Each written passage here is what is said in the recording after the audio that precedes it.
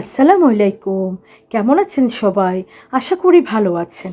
আলহামদুলিল্লাহ আমরাও ভালো আছি। কাছে কিংবা দূরে, দেশ কিংবা দেশের বাইরে যে যেখান থেকে ভিডিওটা দেখছেন সবার প্রতি রইল দোয়া ও ভালোবাসা।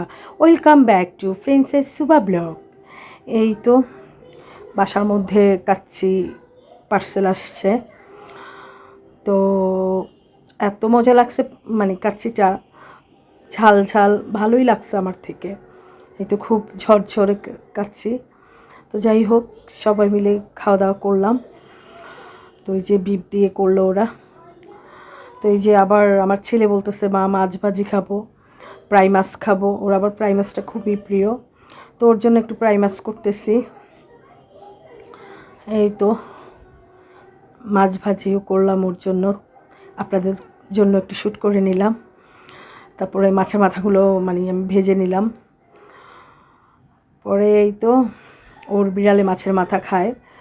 তো আমি মাঝে মাঝে ডাল দিয়ে মুড়িঘণ্ট রান্না করি, আর এভাবেই ভাজি করে নিই আমি, মানে ফ্রাই করে নিই।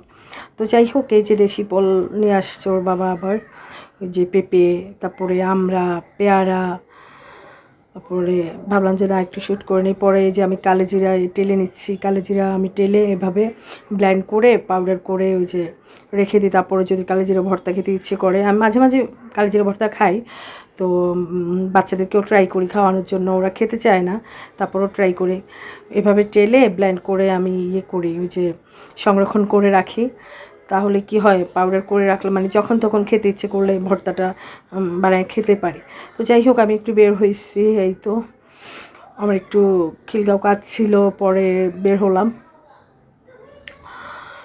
পরে এই তো এদিক দিয়ে যে সিগন্যালটা পড়ছে, হয়তো ট্রেন যাবে কিছুক্ষণের মধ্যে। আল্লাহ হাফেজ।